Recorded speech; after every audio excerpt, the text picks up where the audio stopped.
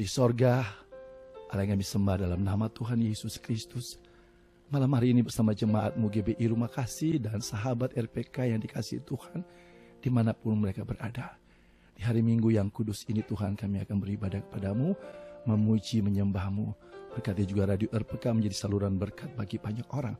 Dan saatnya kami akan memulai ibadah kami. Dalam nama Bapa, Anak dan Roh Kudus, dalam nama Tuhan Yesus Kristus, kami berdoa dan kami buka ibadah kami pada malam hari ini. Amin. Baik, Bapak Ibu Saudara, mengawali perayaan Paskah pada tahun ini, beberapa hari ini dalam perenungan saya, Roh Kudus menuntun saya untuk menyampaikan apa yang Tuhan mau setiap umat Tuhan memahami. Entah sudah berapa kali kita sudah merayakan Paskah.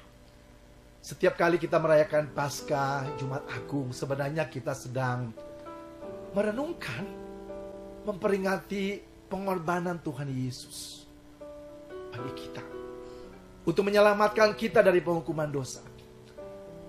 Tapi beberapa hari ini ketika saya mencoba merenungkan apa yang harus saya sampaikan di dalam suasana perayaan Paskah ini, ada beberapa hal Bapak Ibu Saudara, dan saya harus sampaikan ini. Bapak Ibu Saudara, saya merasa bahwa Tuhan begitu sedih melihat kita umat Kristen. Kenapa? Umat Kristen itu umat yang percaya bahwa Tuhan Sang Pencipta rela jadi manusia dan mati untuk menanggung hukuman dosa kita. Tapi kenapa Tuhan sedih? Masih banyak umat Kristen hidup dalam dosa, hidup dalam perselingkuhan, hidup dalam percabulan, hidup dalam narkoba, hidup dalam kuasa kegelapan. Ini menyedihkan hati Tuhan. Dalam kesempatan ini saya ingin sampaikan pada Bapak Ibu Saudara, jangan sengaja hidup dalam dosa lagi. Jangan kita main-main dengan Tuhan. Baca Ibrani 10 ayat 26 sampai ayat yang ke-31.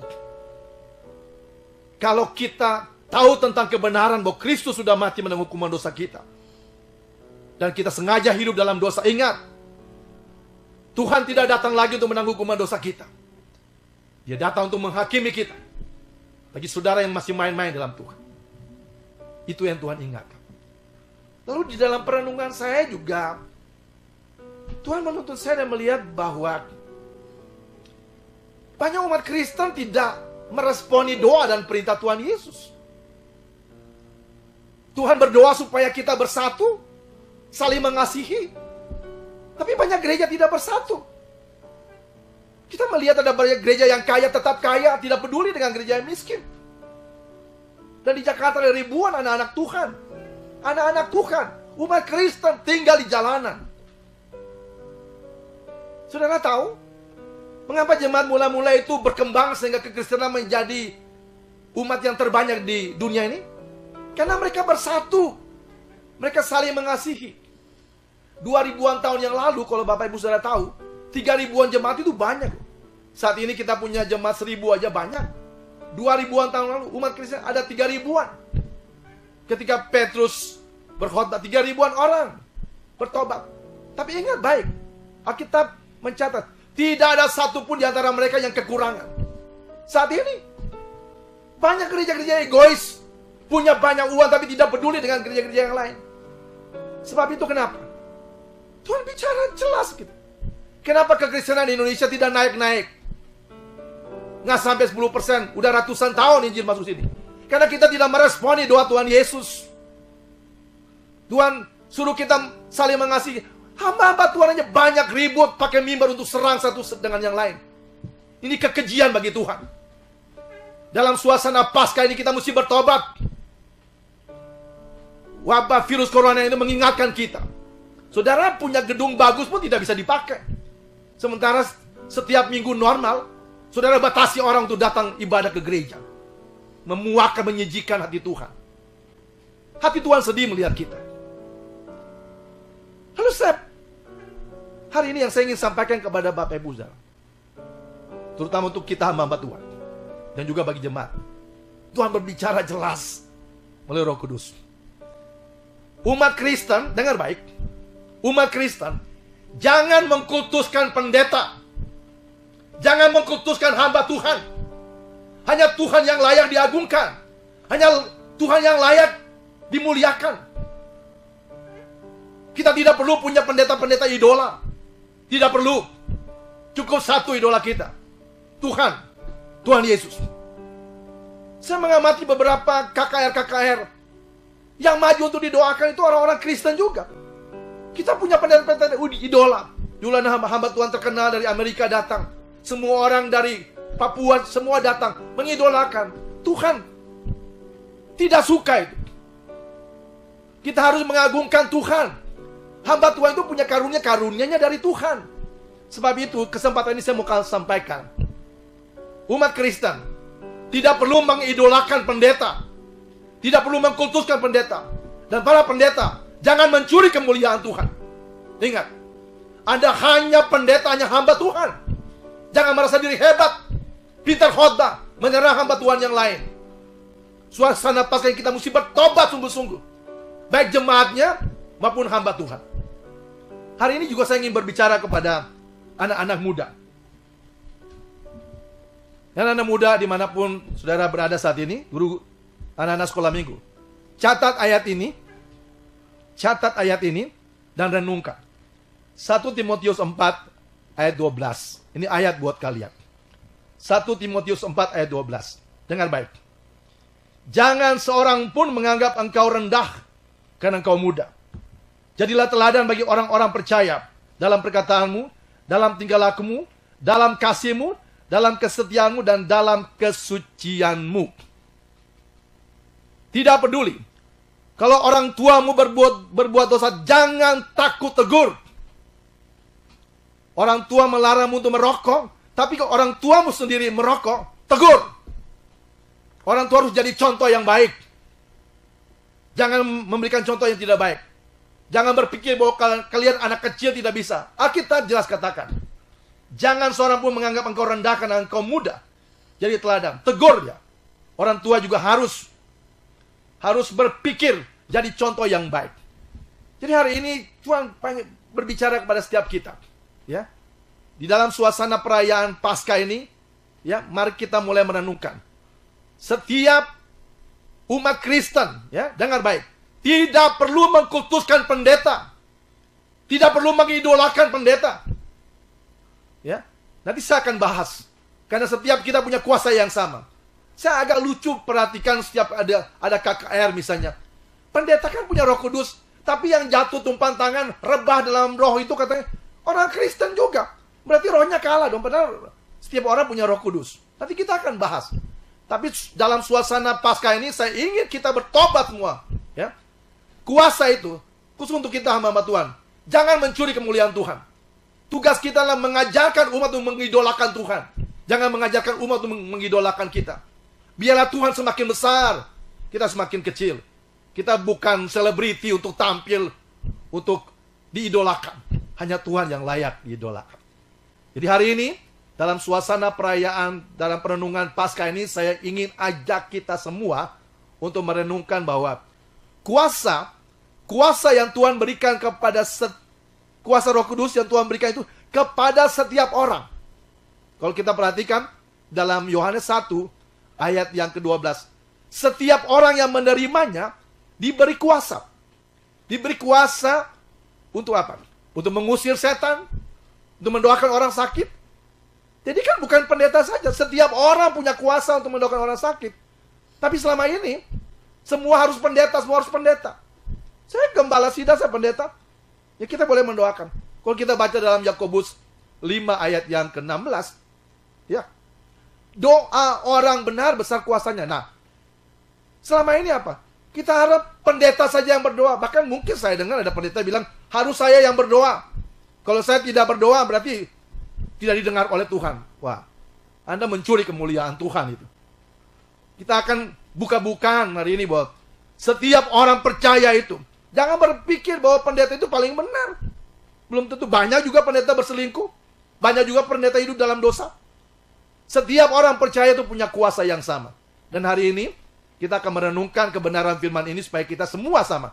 Bisa bayangkan nggak? Kalau satu orang Elia berdoa, Hujan tidak turun selama 3,5 tahun.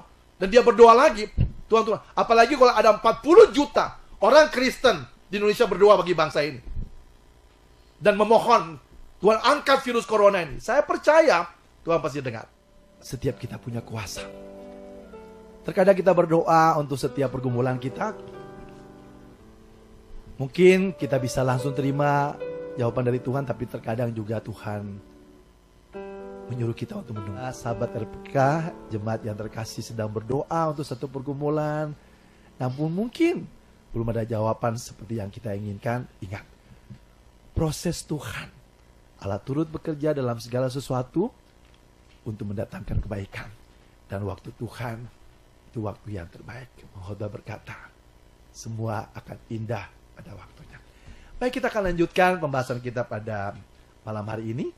Untuk kita boleh memahami bahwa setiap orang punya kuasa dari Tuhan. Ya. Firman Tuhan dalam Alkitab memberitahukan kepada kita bahwa semua manusia telah berdosa. Ya. Umat Kristen percaya ini. Artinya, awalnya manusia itu diciptakan Tuhan dalam kondisi yang sungguh amat baik. Kejadian 1 ayat 31. Namun ketika manusia tidak taat kepada Tuhan, maka apa yang terjadi? Kita bisa baca di dalam Kejadian 3, hubungan antara manusia dengan Tuhan menjadi rusak. Manusia menjadi terkutuk. Nah, Kejadian 3 ayat 23-24 katakan manusia diusir keluar dari Taman Eden, taman yang indah itu. Dan Roma 3 ayat 23 berkata bahwa manusia telah berdosa dan telah kehilangan kemuliaan Allah. Apa artinya kehilangan kemuliaan Allah? Hidup kita sudah tidak memuliakan Tuhan lagi. Dan kita sudah tidak tahu lagi bagaimana jalan ke surga. Dan yang lebih menyedihkan lagi, kita dihukum mati masuk alam maut. Roma 6 ayat 23a. Menyedihkan. Hidup terpisah keluar, berada dalam kuasa kegelapan. Jadi dunia ini sebenarnya sejak awal itu dipercayakan Tuhan untuk kita.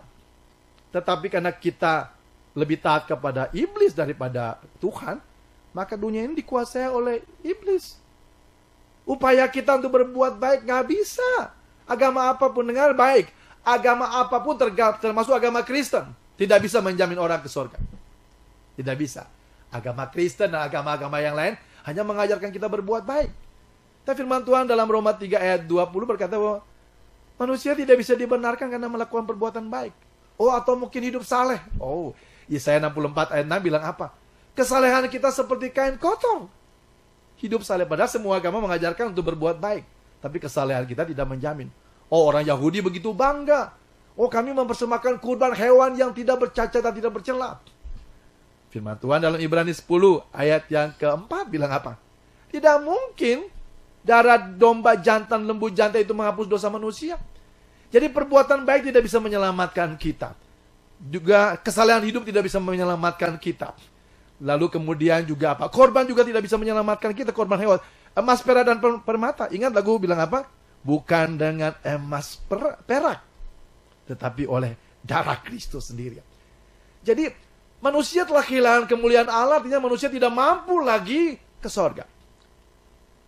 Dan ada kabar baik. Nah, hari ini, bukan saja kepada orang tua, anak-anak muda juga dengar baik. Ada kabar baik.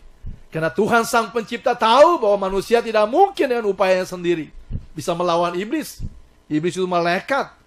Dia punya kuasa lebih dari kita. Dan kita tunduk di dalam kuasanya. Tetapi karena begitu besar kasih Tuhan. Yohanes 3:16. Dia datang ke dunia. Itulah Yesus Kristus. Nah, bagi setiap kita umat Kristen, kita percaya. Ya, baik yang muda, baik yang tua. Kita percaya. Di dalam Kristus, melalui pengorbanan Kristus, maka hubungan antara kita dengan Tuhan sudah dipulihkan kembali. 2 Korintus 5 ayat yang ke-18. Ya, dari ayat 17-18, kita menjadi ciptaan baru. Pulihkan hubungan. Dan kita dilayakkan memanggil Tuhan sebagai apa? Bapa. Jadi karena Kristus, dosa telah membuat kita kehilangan kemuliaan Allah. Harus dihukum mati. Tapi pengorbanan Kristus kembali telah memulihkan kita dengan Tuhan. Hubungan kita seperti seorang anak dengan Bapa. Sebab itu kita memanggil Allah sebagai Abba, ya Bapa. Dan kondisi dosa itu membuat kita menjadi terkutuk. Kenapa Yesus memilih di kayu salib? Karena pada zaman itu, penyalipan adalah hukuman terkutuk. Dan Yesus rela menjadi terkutuk ganti kita. Galatia 3 ayat 13-14. Di dalam Kristus, dengar baik. Di dalam Kristus, kita sudah bebas dari kutuk. Karena Kristus telah menanggung kutuk ganti kita. Dan pengorbanannya di kayu salib, di dalam 1 Petrus 2 ayat yang 24. Dia rela mati ganti kita. Sebab itu, Paulus dalam suratnya kepada jemaat di Roma berkata begini. Di dalam Kristus tidak ada lagi penghukuman dosa. Karena Tuhan telah membebaskan kita dari penghukuman dosa. Sebab itu setiap orang yang sungguh-sungguh percaya kepada Tuhan Yesus Kristus, kita sudah bebas dari penghukuman dosa. Dan luar biasa lagi, kita yang tadi diusir keluar dari hadirat Tuhan, masuk ke dalam kuasa kegelapan. Di dalam Kristus, kita sudah dikembalikan lagi dari kuasa kegelapan, masuk ke dalam kuasa kerajaan Allah. Kolose 1 ayatnya yang ke-13. Luar biasa. Dilengkapi lagi oleh di dalam Filipi 3 ayat 20. Sesungguhnya kewargaan kita adalah kewargaan sorga. Dan ini dimiliki oleh setiap orang Kristen. Dengar baik, setiap orang Kristen memiliki kuasa ini, memiliki berkat ini dari Tuhan. Bukan saja pendeta. Kita sudah dipulihkan hubungan dengan Tuhan, seperti seorang anak dengan bapa. Kita sudah dikembalikan dalam kerajaan Allah. Kita sudah bebas dari penghukuman dosa. Dan kita menjadi warga kerajaan sorga. Dan yang luar biasa adalah setiap kita memiliki kuasa dari Tuhan. Sebab itu, di dalam Yohanes 1 ayat 12 bilang apa? Setiap orang yang menerimanya. Dengar baik. Setiap orang. Bukan pendeta saja. Ya. Setiap orang Kristen yang sungguh-sungguh percaya pada Kristus, kita sudah menerima kuasa sebagai anak-anak Allah. Dan kuasa sebagai anak-anak Allah itu kembali dilengkapi oleh Markus dalam Markus 16 ayat 17-18. Tanda-tanda ini menyertai orang percaya. Mereka bisa mengusir setan di dalam nama Tuhan. Mereka bisa mendoakan orang sakit di dalam nama Tuhan Yesus. Bahkan mereka memegang racun ular pun di dalam nama Tuhan Yesus. Mereka berkuasa. Nah, kuasa untuk mendoakan orang sakit, kuasa untuk mendoakan, untuk mengusir setan itu kan diberikan kepada setiap orang percaya. Bukan kepada pendeta. Kenapa? Setiap kali kita kerasukan setan, harus panggil pendeta. Setiap sakit, harus panggil pendeta. Jadi kita punya pendeta-pendeta sakti. Tidak demikian. Saat ini Tuhan sedang berbicara jelas buat saya. Kita sebagai hamba Tuhan pendeta, jangan mencuri kemuliaan Tuhan. Dan bagi jemaat Tuhan, saya rindu. Kalau ada 40 juta orang Kristen di Indonesia, setiap orang harus bergerak dengan kuasa. Kita satukan hati untuk berdoa untuk bangsa ini. Jangan hanya berharap kepada pendeta. Kalau Elia, satu orang Elia aja berdoa, besar kuasanya. Apalagi ada 40 juta orang Kristen berdoa bagi bangsa ini, Tuhan akan pulihkan. Dan tidak menutup kemungkinan ke depan ini umat Kristen bukan saja 10%, bisa saja 20%, 30%, 40%, 50%, bahkan 100%. Kenapa? Itu doa Tuhan Yesus. Jadikanlah semua bangsa muridku. Kenapa kita mesti takut? Kenapa? Sebab itu kita mesti bertobat. Pendeta-pendeta juga jangan mencuri kemuliaan Tuhan. Kita bukan orang hebat. Hanya Tuhan yang patut diagungkan. Hanya Tuhan yang patut dimuliakan. Dan bagi jemaat juga, jangan terlalu mengkultuskan pendeta. Ingat, kuasa itu diberikan kepada setiap kita. Kuasa untuk mendoakan orang sakit. Jadi kalau sakit tidak buru-buru panggil pendeta. Kalau saudara minta doakan, bukan berarti saya paling hebat. Berarti kita berdoa bersama. Tadi ada teman yang berdoa, minta tolong doa, ada Pak James. Ada teman-teman yang lainnya juga sudah mengirim SMS. Bukan berarti Pak James tidak punya kuasa. Berarti Pak James dengan saya sama-sama punya kuasa. Jadi doa orang-orang benar sekarang kita berdoa. Untuk apa yang Pak James alami dan juga ada jemaat yang lain juga. Jadi itu yang harus kita harus mengerti dengan benar.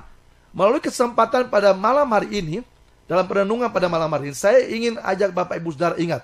Kuasa itu diberikan kepada setiap orang. Setiap orang yang sungguh-sungguh percaya kepada Tuhan Yesus Kristus. Lalu ada juga dari 0811 sekian. Mau tanya, apakah benar dengan bertambahnya virus corona merupakan tanda akhir zaman dan merupakan tulah dari Tuhan seperti zaman Firaun? Kalau kita baca di dalam Lukas 21 itu, Bapak Ibu, jelas sekali itu memang tanda-tanda akhir zaman. Tapi saya lebih senang untuk jemaat tidak terlalu pusing dengan kondisi yang ada. Yang penting kita melihat bagaimana hidup kita, ya. Kita kan tidak pernah tahu kapan Tuhan Yesus datang yang kedua kali, kan? Jadi pada kita ngitung-ngitung apa yang terjadi, ya sudah jelas lah. Sudah jelas tanda-tanda akhir zaman. Yang penting adalah bagaimana kita mempersiapkan. Nah, malam hari ini Tuhan berbicara kepada setiap kita. Gunakan kuasa. Kalau selama ini apa-apa pendeta, bapak pendeta, malam hari ini dengar baik. Kita harus mulai belajar untuk mandiri. Gunakan kuasa yang Tuhan berikan. Kalau istri sakit, tumpang tangan, suami berdoa. Anak-anak sakit, tumpang tangan, berdoa. Tidak harus panggil pendeta. Karena kuasa yang sama juga Tuhan berikan kepada setiap kita. Ya, saya ingin menyimpulkan apa yang sudah kita dengar. Bahwa sebagai orang yang percaya, dengar baik. Setiap orang percaya. Ya. Jadi kuncinya begini. Kita jangan mengkultuskan pendeta. Saya juga pendeta, saya juga gembala. Gak boleh. Harus Tuhan yang diagungkan.